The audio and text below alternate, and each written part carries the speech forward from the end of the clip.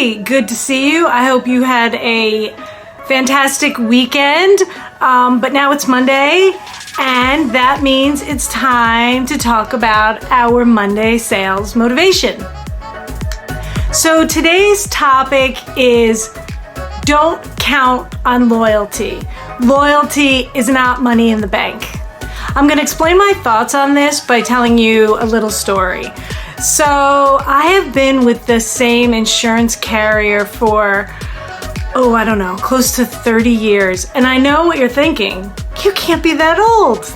Just kidding. The company didn't do anything wrong. I mean, the company was fine. The service was fine. The product was fine. People were fine. Nothing bad was happening. But I'll tell you what was missing. They weren't selling back to me. They weren't selling me the value. So what did this all mean to me as a customer and as a consumer? Well, it meant to me that this product was a commodity. And what do we do with commodities? We price them out, right? All things being equal. If I could find something that was equal, that was less expensive, would I do it? Now, this story really isn't about Chris's insurance shopping experience, but the short story is the quote I got was 50% less than what I was currently paying. The coverage was better. There was no reason for me to stay with my current provider that I had been with for 30 years. Did I feel bad? Yeah. I mean, there were some people in the office that I really liked. Did I feel like they did their job really well in keeping my business? No. So this is my point to you today. If you have those long-standing customers that are quiet, they renew, they don't make a lot of noise, they don't complain, they don't ask for a lot, I didn't call them up to penny pinch, I assumed they'd give me the best deal, right? But when they weren't selling back to me, they weren't demonstrating the value in the product and their service year after year, I began to think of them as a commodity. And if I could get the commodity cheaper somewhere else, it would just make sense, wouldn't it? Right? Why not? Don't let that happen to you.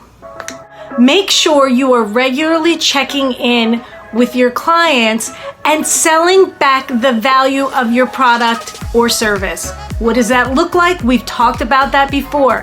It can be an article. It can be data. It can be some beautiful charts and graphs. It could be checking in. It could be that human touch, not a standardized formatted email that came from corporate. It could be human.